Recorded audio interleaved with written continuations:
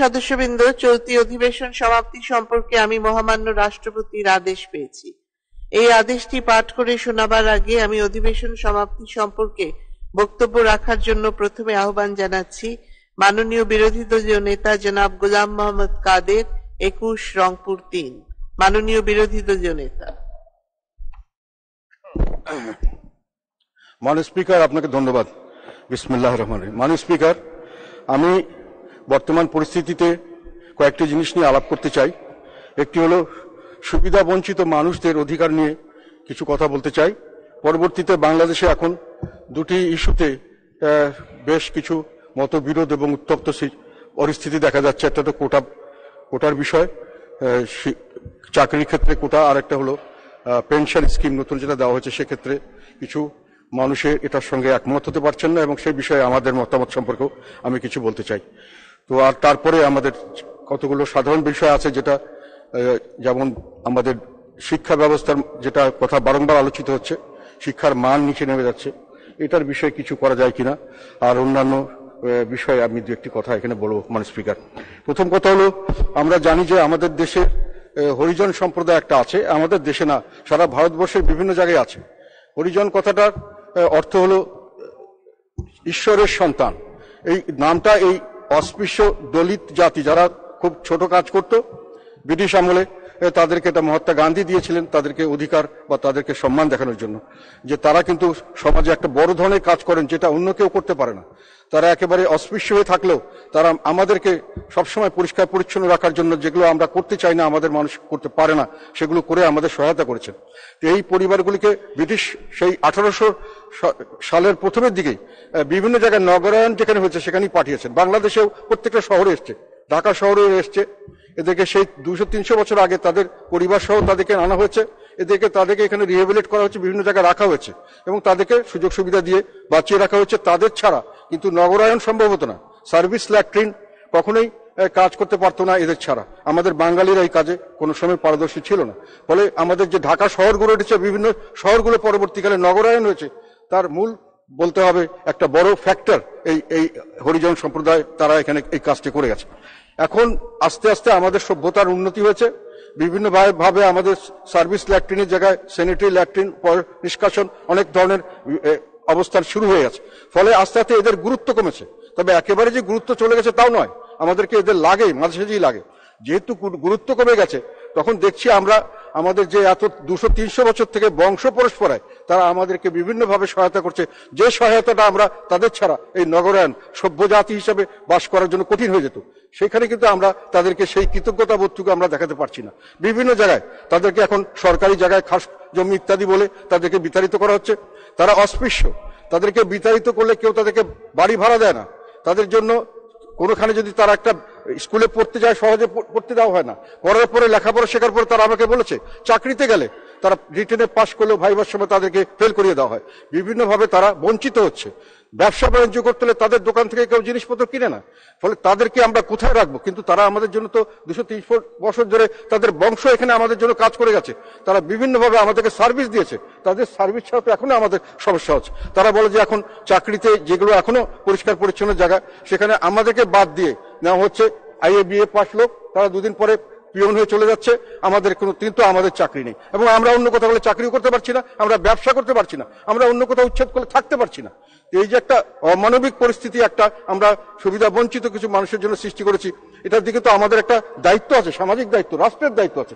এখানে আমাদের রাষ্ট্র যেখানে আমাদের বলেছে মৌলিক অধিকারের মধ্যে অন্ন, বস্ত্র, বাসস্থান এগুলো তারা দিবে, চিকিৎসা এবং শিক্ষা, এখানে কিন্তু আমাদের একটা দায়িত্ব আছে যে আন্ডার প্রিভিলেজদের দিকে একটা বিশেষভাবে দৃষ্টি দেওয়া।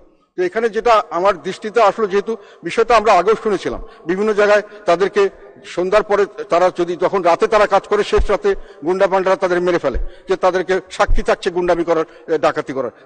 তারা বিভিন্ন জায়গায় গেলে বিভিন্নভাবে হ্যারাস্ট হয়। সেই সমস্ত মানুষকে আমরা এখন হঠাৎ করে একটা জায়গায় নগরায়ণের কথা বলে ঝট করে তাদেরকে রাস্তায় ফেলে দিচ্ছে। তারা কোথায় যাবে জানে না, তারা আত্মহত্যা করছে। এই জন্য এই কথাটা আমার চোখে আসলো, এই জন্য যে আমি গত 10ই জুনে একটা কথা উঠলো যে আগা সাদেক রোডের 31 নম্বর ওয়ার্ড ঢাকার, সেখানে মিরন জল্লাভ হরিজন পল্লীতে হঠাৎ করে এসে বলা হলো যে এগুলো তারা অবৈধভাবে আছে, তাদেরকে উচ্ছেদ করে এখানে মার্কেট করা হবে। মার্কেট কেন করবে আমরা জানি, এখানে মার্কেট করলে এখানে মার্কেটে অনেক ধরনের অনেক প্রফিট হবে, তৈরিতে প্রফিট হবে, এখানে যারা ইজারা দেবে সেই প্রফিট, ব্যবসাতে যারা করবেন সেখানে প্রফিট। কাজে সাধারণ মানুষের কথা চিন্তা না করে খালি কিছু গোষ্ঠী স্বার্থ, তাদেরকে স্বার্থ সিদ্ধির জন্য এরকম একটা অমানবিক কাজ করে তাদেরকে যখন ভাঙা শুরু করেছে, তাদের বাচ্চা টাচ্চারা কোথায় যাবে জানে না।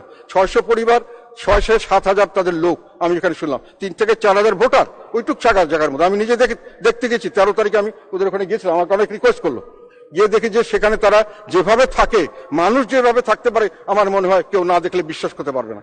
সেখানে একটা ছোট্ট খপুরি 7-8 জন থাকে, কেউ বলে যে আমরা অর্ধেক কাজ করতে গেলে বাকি সময় ঘুমিয়ে, যারা ঘুমায় আমরা আসলে আবার তারা চলে যায় কাজে। এইভাবে আমরা কোন রকমে থাকি, কোনো রান্নাঘরের ব্যবস্থা নেই, কোনো বাথরুমের ব্যবস্থা নেই, কোন রকম করে তারা বেঁচে আছে জন্তু জানোয়ারের মতো। তার থেকে যখন তাদেরকে বের করে দিয়ে দেখেছে বাচ্চা টাচ্চারা সব রাস্তায় শুয়ে পড়েছে, যে আমাদের কোথায় ফেলে দিবেন, কোথায় যাবো আমরা। সেই সময় তাদেরকে বন্ধ করা হয়েছে এবং তখন তাদেরকে ধমকি দেওয়া হয়েছে সিটি কর্পোরেশন থেকে, তোমরা অবৈধভাবে আছে, যদি না যাও তোমাদের চাকরিচ্যুত করা হবে এবং তোমাদেরকে বিভিন্নভাবে আমরা তোমাদের গ্রেফতার করা হবে সরকারি কাজে বাধা দেওয়ার জন্য, এইসব হুমকি দেওয়া হয়েছে তাদেরকে। ফলে তারা কোথায় যাবে, আমার কাছে সব জায়গায় দৌড়ে বেরিয়েছে। শেষ পর্যন্ত যখন আমি কোর্টে গেলাম, কোর্টে শুনলাম যে আরেকজন কেউ এটাকে নিয়ে 13 জুন এটাকে মুভ করেছেন এবং তো আমাদের মহামান্য আদালত অত্যন্ত বিজ্ঞ এবং তারা ওখানে তাদের 1 মাসের জন্য স্থগিত আদেশ দিয়েছেন। এখন স্থগিত আদেশ দেওয়াতে আপাতত তারা নিশ্চিত হয়েছে যে 1 মাস তো তাদেরকে আর ডিস্টার্ব কেউ করবে না, কিন্তু সেখানে 1 মাস পরে আবার কোন উকিল মুক্তার কে আসবে, কি করবে, ওরা এখন নাজেহাল। আবার যদি কোর্টে রায় দিয়ে দেয় যেটা বাতিল, তোমাদের উচ্ছেদ করা হবে যেহেতু তোমরা অবৈধ, তাহলে তারা যাবে কোথায়? তাদের টাকা পয়সা নাই, তাদের লেখাপড়া নাই, তাদেরকে সাহায্য করার জন্য কেউ নেই। সরকারের দায়িত্ব এগুলো সাহায্য করা আমি মনে করি। না হলে আমরা শুধু সরকার হিসেবে নয়, জাতি হিসেবে তো অকৃতজ্ঞ, আমরা কলঙ্কিত হব আমি মনে করি। কারণ এইসব লোকের ছাড়া আমাদের এখনো চলে না। এবং এই জন্য আমি মনে করি যে এই বিষয়টি আমি আপনার মাধ্যমে আমাদের সরকার মাননীয় প্রধানমন্ত্রীর দৃষ্টি আকর্ষণ করছি, যেন 1 মাস পরেও তাদেরকে আর বেশ করে না দেওয়া হয়। 13 তারিখে 1 মাস শেষ হয়ে যাবে তো। এবং যারা এখানে মামলা করেছেন তাদেরকে আমি অভিনন্দন জানাই, তাদের প্রতি আমার ধন্যবাদ এবং কৃতজ্ঞতা। তারা একটা মহান কাজ করেছেন, যেটা করা উচিত ছিল সরকারি দলের, যে তারা তাদের সিটিজেনরা তাদের উপর ডিপেন্ড করে, কিন্তু সেটা তারা করেননি। যাই হোক, কেউ একজন করেছেন। এখন এই রাজ্যে রক্ষা করার একমাত্র পারেন সরকার। আমরা আশা করব যে তাদেরকে এইভাবে উচ্ছেদ না করে তাদেরকে অন্তত পক্ষে তাদের রিহ্যাবিলিটের ব্যবস্থা করেন, তাদের চাকুরিগুলিকে পার্মানেন্ট করার ব্যবস্থা করেন। তাদের নাকি চাকুরি পার্মানেন্ট করা হয় না, যেহেতু তাদের এখন আর তাদের গুরুত্বটা অতটা নেই, আমরা সার্ভিসটা একটা ইউজ করি না, না হলে চলে। আর একটা কথা হলো, চাকরি যেখানে তাদের পরিচ্ছন্ন কর্মী, এখানে আমি সরকারকে অনুরোধ করবো মাননীয় স্পিকার আপনার মাধ্যমে, যে তাদেরকে যেন সেই সব জায়গায় দেওয়া হয়, কারণ অন্য জায়গায় তাদেরকে নেওয়া হয় না। ফলে তাদেরকে কোনো না কোনো জায়গায় দিতে হবে, তারা এই কাজটি ভালো পারে। এখানে কেন আমরা দলীয় লোক ঢুকাতে চান, কেন MA BA পাস লোককে সুইপার করতে চান? তাদেরকে বাদ দিয়ে তাদেরকে চাকরির ব্যবস্থা করেন। এদের তো অন্যখানে যাওয়ার জায়গা আছে, এদের তো কোনোখানে যাওয়ার জায়গা নেই। এখন তারা বিভিন্ন জায়গা থেকে বিতাড়িত হয়ে যাচ্ছে। তো আমি মনে করি, আর একটা কথা হলো, মানুষ হিসেবে আমাদের একটা দায়িত্ব আছে এদেরকে একটা রিহ্যাবিলিট করার। যদি এদেরকে কোথাও সরাতেও হয়, এই জায়গাটা আমি মনে করি আরেকটা জায়গায় নিয়ে তাদের একটা ভালো বিল্ডিং করে, কোনো জায়গায় সরকার করেছেন প্রজেক্ট, যথেষ্ট নয়। এটা আমার দায়িত্ব বলে আমি মনে করি। সেই জন্য আমি আজকে আপনাদের মাননীয় স্পিকার আপনার মাধ্যমে সকলের দৃষ্টি আকর্ষণ করলাম যে তাদেরকে যেন আর উচ্ছেদ না করা হয়, ধমকি না দেওয়া হয়, মামলা মোকদ্দমা চাকরি বাকরি ছাড়িয়ে না দেওয়া হয়, এবং তাদেরকে একটা বাসস্থানের সুযোগ করে দেওয়া হয়, এবং পরবর্তীতে রিহ্যাবিলিট করলেও তাদেরকে যেন সুন্দরভাবে রিহ্যাবিলিট করা হয়, এবং সেভাবে পরবর্তীতে চাকরির সুযোগ সুবিধা যেন এই সুবিধা বঞ্চিত মানুষগুলি সঠিকভাবে পায়। এটা আমাদের সকলের দায়িত্ব। আমি মনে করি এটা আপনার মাধ্যমে আমি সংশ্লিষ্ট সবার দৃষ্টি আকর্ষণ করছি। মাননীয় স্পিকার, আরেকটি জিনিস আমাদের সমাজে ব্যাপকভাবে প্রচলিত আছে যে বর্তমান সরকারের আমলে হিন্দুরা খুব ভালো আছে, সংখ্যালঘুরা খুব ভালো আছেন, সংখ্যালঘুরা অনেক ভালো আছেন। এটা একটা ব্যাপকভাবে মানুষের ধারণা। এবং আমি বিভিন্ন সময় বিভিন্ন জায়গায় যাই, অনেক সময় অনেক অনুষ্ঠানে যাই, অনেকখানে কথা বলি। এখন আমার যেটা ধারণা ছিল, এই কিছুদিন আগে একটা মার্কিন রিপোর্ট দেখলাম, মার্কিন যুক্তরাষ্ট্রের report on international religious freedom 2023-এর প্রতিবেদনে বাংলাদেশের ধর্মীয় সংখ্যালঘুদের নিপীড়নে ডিজিটাল নিরাপত্তা আইন ব্যবহারে উদ্বেগ প্রকাশ করা হয়েছে। এরা একদম নিউট্রাল, তারা বাইরে থেকে বলছে, আমাদের এখানে তাদের স্বার্থ সংশ্লিষ্ট কিছু নেই। রিপোর্টে বলা হয়, মুসলিম জনগোষ্ঠীর ধর্মীয় অনুভূতিতে আঘাতের অভিযোগে সংখ্যালঘু জনগোষ্ঠীর সদস্যদের ব্যবহার করে হয়রানি করা হচ্ছে। এটাতে অবশ্য পরবর্তীতে আরো আমি ডিটেল ভাবে দেখার চেষ্টা করেছি। সেখানে দেখা যাচ্ছে যে গবেষণা প্রতিষ্ঠান centre for alternatives Bangladesh piece observatory BPO এর প্রতিবেদনে সংখ্যালঘুদের উপর নির্যাতনের বিষয়ে কিছু তথ্য তুলে ধরা হয়েছে। সেখানে বলা হয় 2013 থেকে 2022 সাল পর্যন্ত সংখ্যালঘুদের উপর বিভিন্ন সহিংসতার ধরন বিশ্লেষণ করে তারা বলেছে মোট সহিংসতার 59% ঘটে সংখ্যালঘুদের সম্পত্তি ও ধর্মীয় স্থান ধ্বংসের মাধ্যমে, 11% সরাসরি ভূমিকেন্দ্রিক বিরোধকে ঘিরে, এবং তৎপরতার সাথে সংখ্যালঘু মুসলমানদের কোনো সম্পর্ক নেই। সম্পর্ক আছে লুটেরা, ভূমিদস্যু, সাম্প্রদায়িক শক্তির।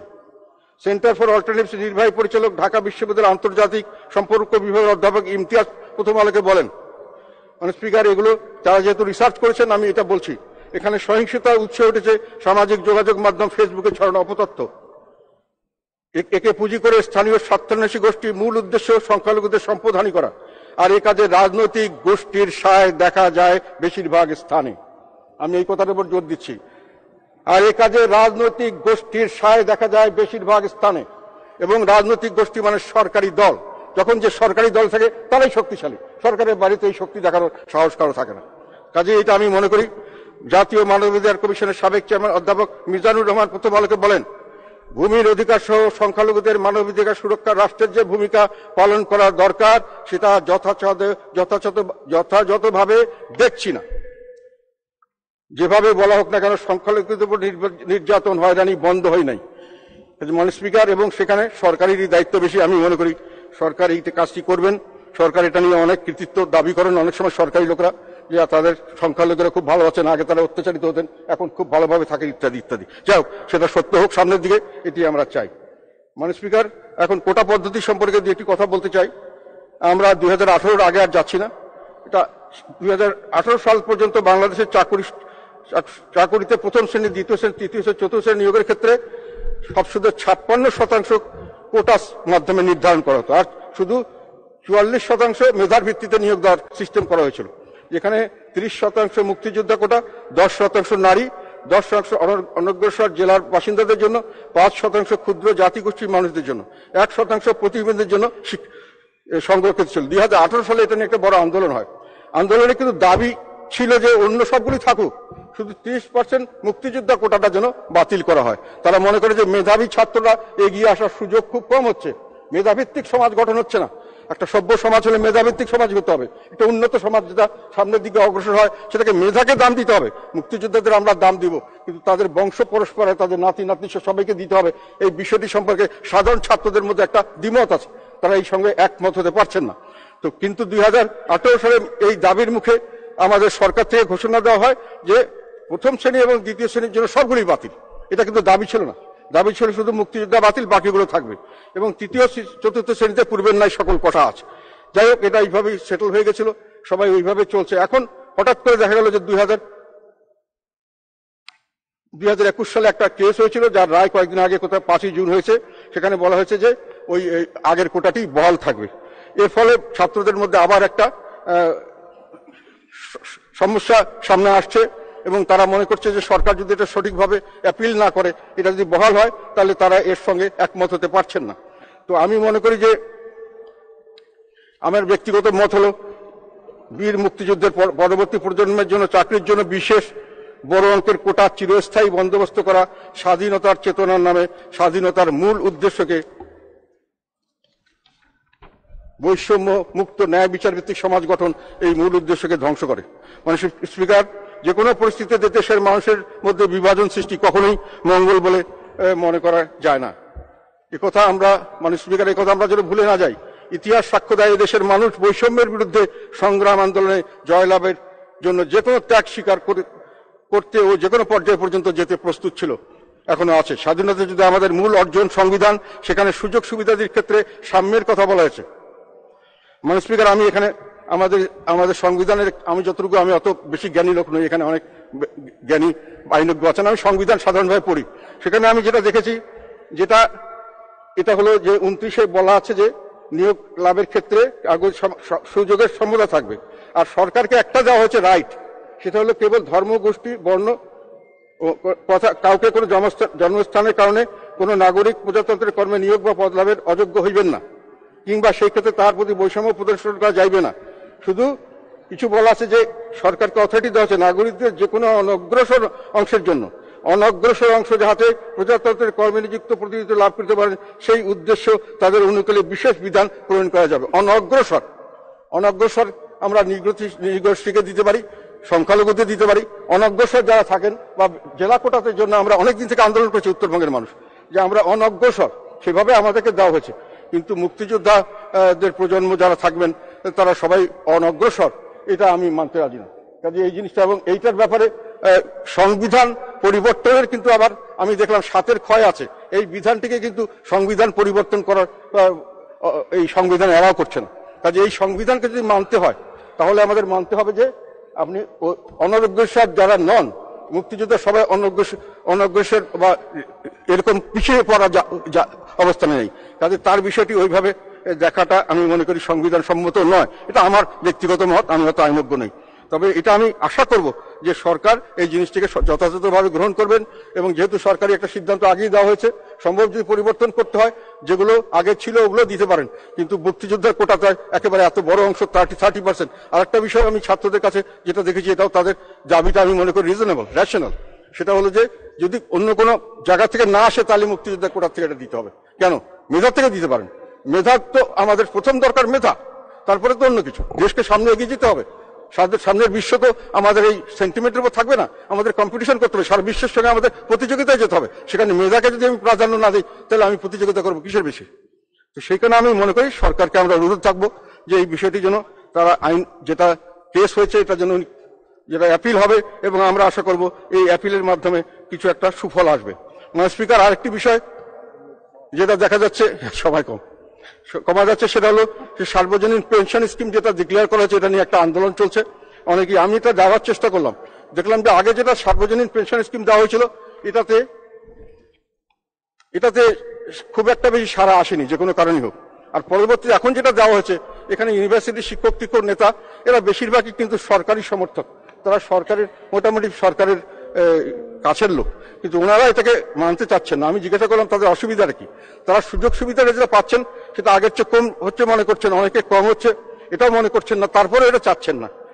এখানে আমি একটা জিনিস খেয়াল করলাম, সেটা হলো এটা বললেও খারাপ শোনায়, সেটা হলো মানুষের আস্থাহীনতা হচ্ছে, যে আপনার যেটা সরকার কমিট করছে সেটা আলটিমেটলি দিতে পারবে কিনা, দিবে কিনা, সঠিকভাবে পাবো কিনা, এটা বড় ধরনের একটা আস্থাহীনতা। আমি মনে করি এটা আমাদের দেশ বা সরকারের কারোর জন্য এটা মঙ্গলজনক নয়। আমি একবার সিঙ্গাপুরে গিয়েছিলাম স্পিকার, সেখানে দেখেছিলাম যে ওদের একটা অফিসার, অনেক আগে আমি তো চাকরি করতাম অয়েল সেক্টরে, দেখলাম যে তারা একদিন সকালে পেপারে দেখলাম যে তাদের বেতন সব কমিয়ে দেওয়া হয়েছে সরকারি। আমি তো মনে করলাম আজকে থেকে আর কাজকর্ম হবে না, সব আবার দেশে ফিরে যাবো। ওরা অফিসে গিয়ে বলি কোনো খারাপ শব্দ নেই। আমি মনে করছি আমি ভুল দেখেছি বোধহয়। পরে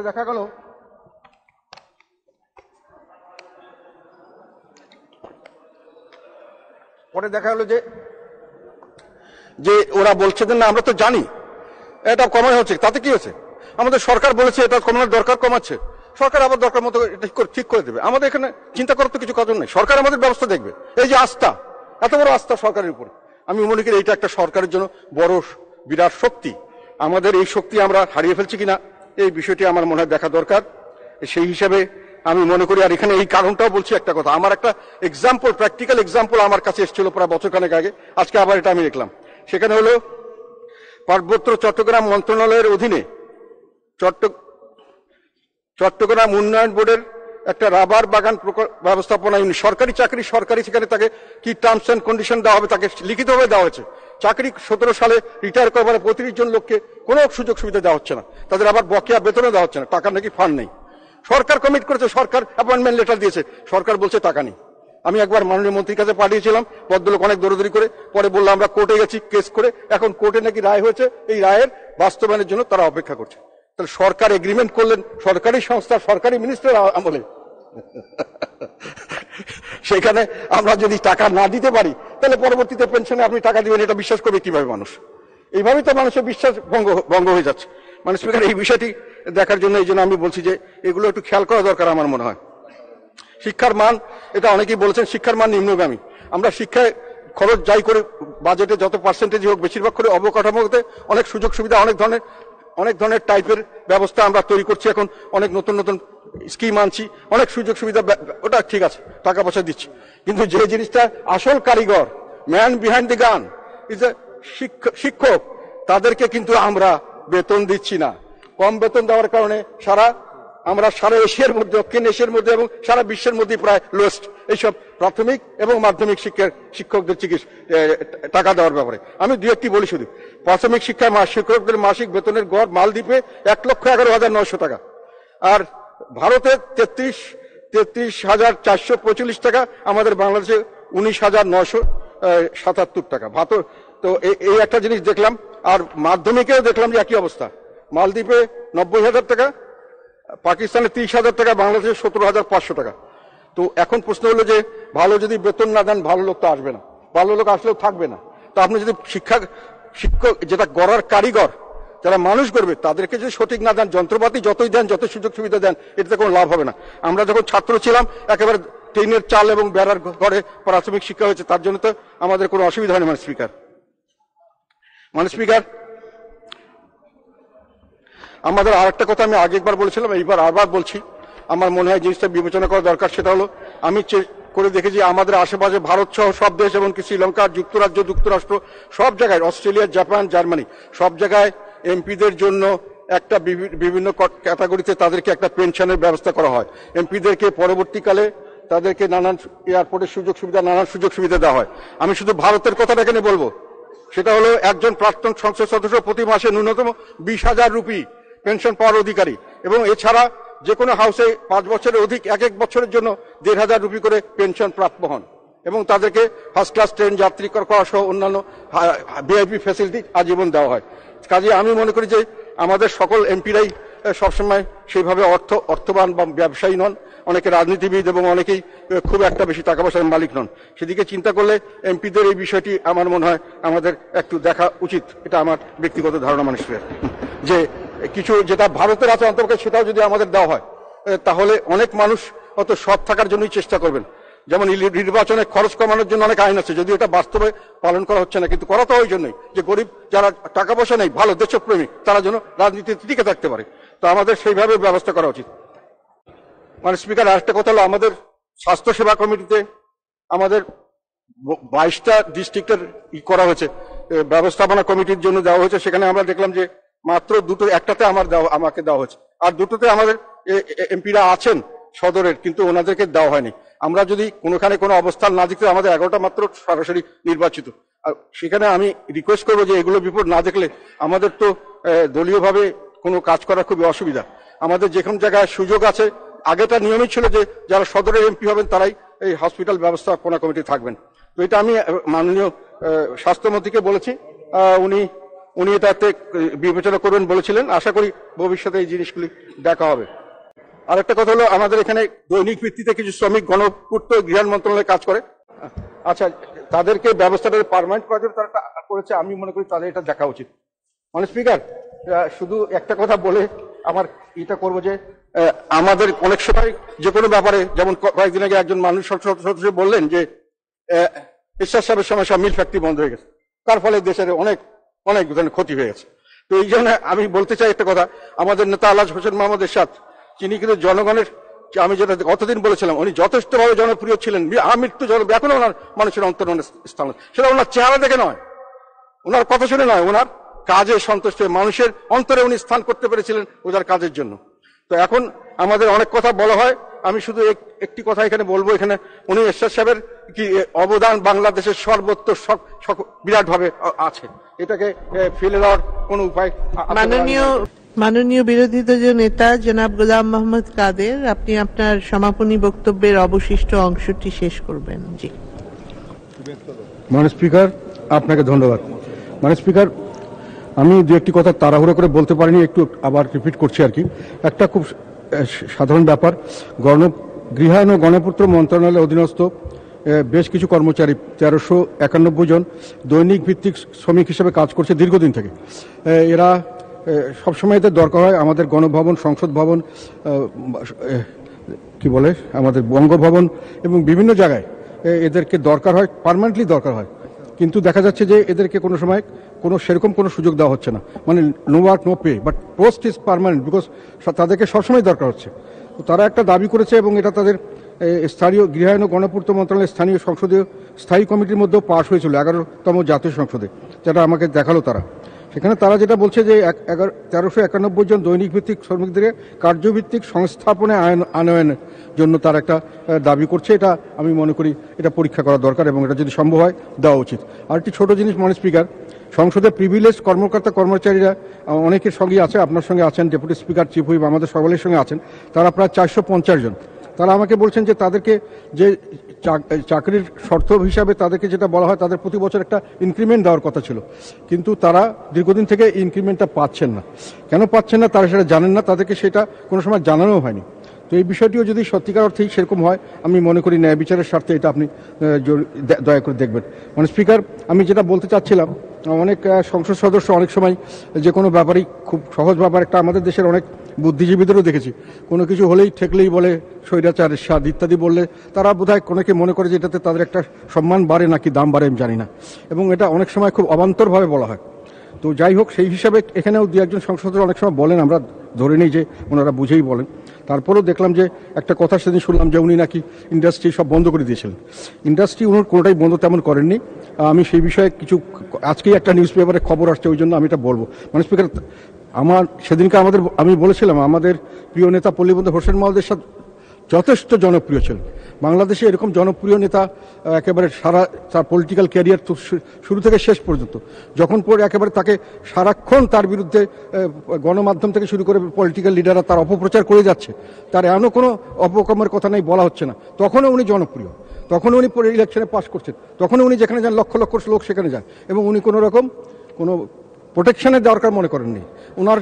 উনি যেখানে যেতেন লক্ষ লক্ষ লোক আসতো, উনি লক্ষ লক্ষ লোকের মতো যেতেন, এবং সবসময় মানুষকে ওনাকে সাদরে গ্রহণ করতো। মৃত্যুর পরে, অসুস্থ অবস্থায় মৃত্যুর পরে ওনাকে মানুষে সেইভাবেই সম্মান দিয়েছে। তো এটার কথা হলো যে এনাকে এমনি তো দেয়নি, সে কি তার চেহারা দেখে দিয়েছে, তার কথা শুনে দিয়েছে? নো, তার থেকে ফলাফল পেয়েছে, এই জন্য বাংলাদেশের সাধারণ মানুষ তাকে গ্রহণ করেছে, অন্তরে স্থান করে নিয়েছে। ওনার অনেক অবদান আছে, বাংলাদেশের যে কোনো জায়গায় গেলে ওনার অবদান আমরা চোখে পড়ে। ওনার দূরদর্শী নেতা ছিলেন। আজকে বাংলাদেশের যে কোনো খাতে কাজগুলিকে উন্নয়ন বা অগ্রগতি বলে চিহ্নিত করা হয়, প্রত্যেকটার মধ্যেই ঠিক মতো চিন্তা করলে এটার বীজ বপন করেছিলেন আমাদের নেতা আলহাজ হোসেন মোহাম্মদ এরশাদ। আর আজকে গার্মেন্ট শিল্পের কথা অনেক সময় অনেকে গর্ব করে, গার্মেন্ট শিল্পে অনেক উন্নতি হয়েছে। গার্মেন্ট শিল্প যখন একেবারেই ধুকে ধুকে অগ্রসর হচ্ছিল, চলবে কি চলবে না, তখন উনি কোনো যুগান্তকারী কয়েকটা স্টেপ নিয়েছিলেন। সেটা হলো ব্যাক টু ব্যাক এলসি করেছিলেন, উনি বন্ডেড ওয়্যারহাউস অ্যালাউ করেছিলেন। বাংলাদেশের মতো দেশে তখন অচিন্তনীয় ছিল, সকলেই এটা অবজেকশন দিয়েছিল যে এটা সম্ভব না, উনি করেছিলেন, যার ফলশ্রুতিতে গার্মেন্টস ইন্ডাস্ট্রি ধৈর্য করে পুরো রেখেছে। উনি ওষুধ নীতি করেছিলেন, অনেক মিল বড় বড় যাদের মাল্টিন্যাশনাল কোম্পানিজ তাদের সঙ্গে তাদেরকে উপেক্ষা করে ওষুধ নীতি করাতে আজকে আমাদের ওষুধ শিল্প সারা বিশ্বে একটা মোটামুটি ভালো অবস্থায় চলে গেছে। তো এইভাবে চিন্তা করলে প্রতিটি জায়গায় আপনি ওনার এই দেখতে পারবেন। বাংলাদেশের গ্রামে গঞ্জে এখন যথেষ্ট উন্নয়ন হচ্ছে, তার কারণে উপজেলা করেছিলেন। উপজেলাতে দুরকম ব্যাপার ছিল, একটা হলো যে উপজেলার মাধ্যমে একটা গ্রামকে শহর করা এবং সকল রকম সুযোগ সুবিধা দেওয়া, একটা হলো গ্রোথ সেন্টার করা, যার মাধ্যমে সারা গ্রামের লোক উপজেলা আসবে, উপজেলার লোক শহর যাবে, শহর থেকে বিভাগীয় শহরে যাবে, তারা বন্দরে যাবে, তারা ওখান থেকে রাজধানীতে যাবে। এই যে যোগাযোগ ব্যবস্থার আমূল পরিবর্তন, এটা কিন্তু উনি করেছিলেন। আরেকটা উনি করেছিলেন উপজেলার মাধ্যমে, সেটা হলো যে উনি ঔপনিবেশিক শাসন ব্যবস্থা, যেখানে সেন্ট্রালি কন্ট্রোল গভর্নমেন্ট থাকে এবং তারা যাদের আমলাদের মাধ্যমে দেশ শাসন করে, এবং সেই শাসনে শাসন এবং শোষণ বেশি প্রাধান্য পায়, শাসন এবং সেবা পায় না। তার জন্য জবাবদিহিতামূলক অ্যাডমিনিস্ট্রেশন করেছিলেন, ইলেক্টেড করেছিলেন, সংবিধান মোতাবেক উনি করেছিলেন। আর বঙ্গবন্ধু একবার শুরু করেছিলেন, পরবর্তীকালে এটা বাস্তবায়ন করতে পারেননি। এটা হলো সংবিধান অনুযায়ী ইলেক্টেড রিপ্রেজেন্টেটিভ সকল ইউনিট, প্রশাসনিক ইউনিটকে ওটা উনি করেছিলেন। তো আজকে উপজেলা পদ্ধতির কারণে সারা বাংলাদেশে যে উন্নয়নের জোয়ার, এটা একটা বেসিক কারণ। আর উত্তরবঙ্গের যে মঙ্গাত আজকে নেই, তার কারণ হলো উত্তরবঙ্গ ছিল আমাদের কৃষি প্রধান দেশ, কৃষি, এবং দুটো ক্লাস ছিল, একটা ছিল আমাদের জমিদার শ্রেণী, যারা জোরদার, যাদের জমির মালিক, উচ্চবিত্ত, আর একটা ছিল প্রজা, তাদের সঙ্গে কাজ করতো, তাদের কোনো নিজস্ব জমি জমা তেমন ছিল না, আর মধ্যবিত্ত শ্রেণী ছিল না। ফলে যখন সময় কাজ নেই তখন মধ্যবিত্ত শ্রেণী নাই, যেহেতু ওরা কাজ পেত না, মঙ্গা হতো। কিন্তু এই যে যোগাযোগ ব্যবস্থার উন্নয়নের কারণে বাজারজাতকরণ সুবিধা হলো, কৃষকদের প্রোডাক্ট অনেক জায়গায় যাওয়ার সুযোগ হলো, সেখানে বাজারজাতকরণের সুবিধার কারণে তারা অনেক লাভ করতে পারলো, এবং আস্তে আস্তে তাদের মধ্যে একটা আর্থিক উন্নয়ন শুরু হলো, এবং তারপরে যখন যমুনা সেতু, ওটার জন্য উনি প্রাণপণ চেষ্টা করে গেছেন, লাস্ট পর্যন্ত হয়তো উনি শেষ করতে পারেননি, সব কিছু রেডি করে চলে গেছিলেন। সেই যমুনা সেতু মাল্টিপারপাস করা হয়েছিল, সেখানে শুধু সড়ক নয়, রেল যোগাযোগ, গ্যাস এবং ইলেকট্রিসিটি উত্তরবঙ্গে দেওয়ার জন্য। এবং এইটা থেকে যখন পরবর্তীকালে এটা বাস্তবায়ন হলো, আমূল পরিবর্তন হলো। তখন মিডল ক্লাস সোসাইটি, চাকরির জন্য ছেলেপেলেরা, কৃষকের ছেলেরা কলেজ স্কুলে পড়লো, চাকরি পেলো, মিডল ক্লাস ডেভেলপ করা শুরু করলো। এই মিডল ক্লাস যখন ডেভেলপ করলো, তখন মানুষ বাইরের চাকরির থেকে যখন পাওয়া শুরু করলো, তখন আর কৃষির উপর নির্ভরশীলতা কমে গেল, তখন মহঙ্গা আস্তে আস্তে কমে গেল। এটা একটা প্রসেস, যার জন্য আমি মনে করি আমাদের নেতা আলহাজ হোসেন মোহাম্মদ এরশাদ বড় একটা অবদান রেখেছিলেন। উত্তরবঙ্গের সন্তান হিসেবে এটা উনি করেছিলেন। উত্তরবঙ্গের জন্য ওনার বিশেষ একটা দুর্বলতা ছিল, যে জন্য এখনো মানুষ, উত্তরবঙ্গের মানুষ তার কথা ভুলতে পারে না, যোগাযোগের কথা বলো। আর একটা কথা হলো, মানুষ স্পিকার, আমরা অনেক সময় অনেক কথা বলি, আজকে অনেক কিছু নিয়ে গর্ব করি, ক্রিকেট নিয়ে যে গর্ব করি আজকে, এই সাকিব আল হাসান, বিভিন্ন বড় প্লেয়ার যারা স্টার প্লেয়ার হয়েছে, তারা কোথাকার ছাত্র? বিকেএসপি। আমরা যখন বিকেএসপি যখন উনি তৈরি করে, তখন বাংলাদেশে কেউ চিন্তা করতে পারেনি যে একটা স্কুল কলেজ হবে ক্রীড়া ভিত্তিক, এবং সেখান থেকে বিশ্বমানের ক্রীড়াবিদ তৈরি হবে। এই সব দূরদৃষ্টি সম্পন্ন কাজ উনি করে গেছেন। আর ইন্ডাস, এই জন্য বলতে চাই যে কোনো মিল ফ্যাক্টরি তো ওনার সময় বন্ধ হয়নি। আমি এটার ব্যাপারে যেহেতু কথাটা এসছে, আমি আজকের পেপারে দেখলাম একটা কথা, আপনি মানে স্পিকারটা প্রথম আলোতে এসছে, সেখানে মাহা মির্জা, আজকে এটার একটা বড় আর্টিকেল, সেখানে আমি বলছি, কয়েকটা জায়গা কোট করছি। 90-এর দশকে আদমজি বন্ধের মধ্য দিয়ে সরকারি কলকারখানাগুলি বন্ধ করা শুরু হয়েছিল। 90-এর দশকে এরশাদ সাহেব যখন ক্ষমতা ছেড়ে দেন, 2020 সালে তড়িঘড়ি বন্ধ করা হলো দেশের শেষ 26টি পাটকল ও 9টি চিনিকল। দক্ষিণের ইন্ডাস্ট্রিয়াল বেল্ট, স্থানীয় অর্থনীতি সব শেষ। বছরে 200 কোটি টাকা ভর্তুকি দিতে হয়, এই অজুহাতে রাষ্ট্রীয় মিলগুলি বন্ধ করা হয়েছিল। শেষ পর্যন্ত লোকসানি মিল বন্ধ করে কত টাকা বাঁচালো সরকারি ব্যাংক, সেখানে ব্যাংকের হিসাবটা দিচ্ছি। শেষ খবর অনুযায়ী এখন বর্তমান সরকারের আমলে জনতা ব্যাংকের খেলাপি ঋণের পরিমাণ 30,000 কোটি টাকা, অগ্রণী ব্যাংকের 20,000 কোটি এবং সোনালী ব্যাংকের 14,000 কোটি টাকা। রাষ্ট্রীয় ব্যাংকগুলির মোট খেলাপি ঋণের পরিমাণ 84,000 কোটি টাকা। সরকারি পাটকলকে 200 কোটি টাকা দেওয়া গেল না, অথচ রাষ্ট্রায়ত্ত জনতা ব্যাংকে দেশের শীর্ষ ঋণ খেলাপি প্রতিষ্ঠানটিকে ঋণ দিয়েছিল 22,000 কোটি টাকা, দেশের শীর্ষ 4 জন ধনী ব্যক্তিকে। বিশেষ বিবেচনায় 21,000 কোটি টাকা ঋণ দিয়েছিল ইসলামী জনতা ব্যাংক। সেই জন্য মাননীয় স্পিকার, আমাদের বাংলাদেশ লেবার ইন্টেন্সিভ দেশ, অতিরিক্ত শ্রমিকের দেশ, কিন্তু আমাদের অগ্রাধিকার হওয়া উচিত ছিল কর্মসংস্থান তৈরি। আমরা অনেক বড় বড় শিল্প করেছি, কিন্তু কর্মসংস্থান সৃষ্টি কতটুকু করেছি? আর এই যে অর্থ আমরা বিভিন্ন জায়গায় দিচ্ছি, একটা বাজেটের বড় অংশ এবারও আমরা দিয়েছি। সোনালী ব্যাংক, জনতা ব্যাংকের 84,000 কোটি টাকা খেলাপি ঋণ, মানে দেশের বাজেটের 9 ভাগের 1 ভাগ। এই টাকা নেওয়া হয়েছে শিল্পায়নের নামে, অথচ এই টাকায় উৎপাদন হয় নাই, শিল্পায়ন হয় নাই, গ্রামীণ অর্থনীতিতে কর্মসৃষ্টি হয়নি, ক্ষুদ্র ও মাঝারি শিল্পের বিকাশও হয়নি। পাট শিল্প, কাগজ শিল্প, তাঁত শিল্প, চিনি শিল্প ঢুকছে, অথচ শিল্পায়নের নামে লুটপাট হয়েছে জনগণের লাখো লাখো কোটি টাকা।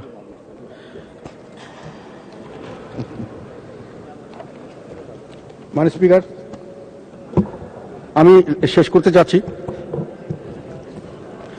বাংলাদেশ জাতীয় সংসদের বিরোধী নেতা হিসেবে 2024-2025 অর্থ বছরের বাজেটের সমাপনী অধিবেশনে সংশ্লিষ্ট সকলকে আমার আন্তরিক ধন্যবাদ ও কৃতজ্ঞতা জানাচ্ছি। ধন্যবাদ জানাচ্ছি মাননীয় প্রধানমন্ত্রী ও সংসদ নেতাকে, মাননীয় স্পিকারের প্রতি আমার অশেষ কৃতজ্ঞতা, যিনি মাসব্যাপী, মানে স্পিকার আপনি মাসব্যাপী এই বাজেট অধিবেশনটি অত্যন্ত ধৈর্য ও দক্ষতার সঙ্গে পরিচালনা করেছেন। আমি আপনার ক্যালকুলেশন থেকে আশ্চর্য হয়ে গেছি, এতটা সময় শেষ হবে আমি বুঝতেই পারছিলাম যেভাবে আপনি পরিচালনা করেছেন, অত্যন্ত সুন্দর। ধন্যবাদ জানাচ্ছি ডেপুটি স্পিকার, মাননীয় চিফ হুইপ বৃন্দ, বিরোধী দলীয় উপনেতা ও বিরোধী দলের চিফ হুইপের প্রতি। ডেপুটি স্পিকার, মাননীয় স্পিকার, আমি শুনলাম উনি অসুস্থ, ওনার দ্রুত রোগ মুক্তি কামনা করছি আমি, আল্লাহ ওনাকে ভালো করুক, উনি অত্যন্ত ভালো মানুষ। আমি অধিবেশন জুড়ে মূল্যবান অন্তর্দৃষ্টি এবং সহযোগিতামূলক মনোভাব এবং গুরুত্বপূর্ণ ভূমিকার জন্য সকল সংসদ সদস্যের প্রতি আমার আন্তরিক ধন্যবাদ ও কৃতজ্ঞতা জানাচ্ছি। মানে স্পিকার, সংসদ সচিবালয়ে কর্মরত সকল কর্মকর্তা ও কর্মচারীবৃন্দ, নিরাপত্তা নিয়োজিত সরকারের বিভিন্ন এজেন্সি সমূহ, বিভিন্ন সেবা প্রদানকারী প্রতিষ্ঠান, ইলেকট্রনিক্স ও প্রিন্ট মিডিয়ার সাংবাদিকবৃন্দ, অন্যান্য সকলের প্রতি আমার গভীর শ্রদ্ধা ও কৃতজ্ঞতা জ্ঞাপন করছি, যাদের অক্লান্ত পরিশ্রম ও সক্রিয় অংশগ্রহণের মধ্য দিয়ে বাজেট অধিবেশনটি অনেক বেশি সুশৃঙ্খল ও প্রাণবন্ত হয়েছে বলে আমার বিশ্বাস। মানে স্পিকার, পরিশেষে রেওয়াজ অনুযায়ী চলতি বাজেট অধিবেশনে জাতীয় সংসদ সচিবালয়ে কর্মরত কর্মকর্তা ও কর্মচারীগণের দৈনিক ভিত্তিক সাংবাৎসরিক কর্মচারীগণকে জাতীয় সংসদের আওতাধীন গণপূর্তে কর্মরত কর্মকর্তা কর্মচারীগণকে 1 মাসের সমপরিমাণ মূল বেতন জুলাই 2024 অনুযায়ী প্রদানের জোর সুপারিশ জানাচ্ছি। মাননীয় স্পিকার, আপনাকে অশেষ ধন্যবাদ। ধন্যবাদ মাননীয় বিরোধী দলীয় নেতা গোলাম মোহাম্মদ কাদের। আপনার সমাপনী বক্তব্যের জন্য অসংখ্য ধন্যবাদ।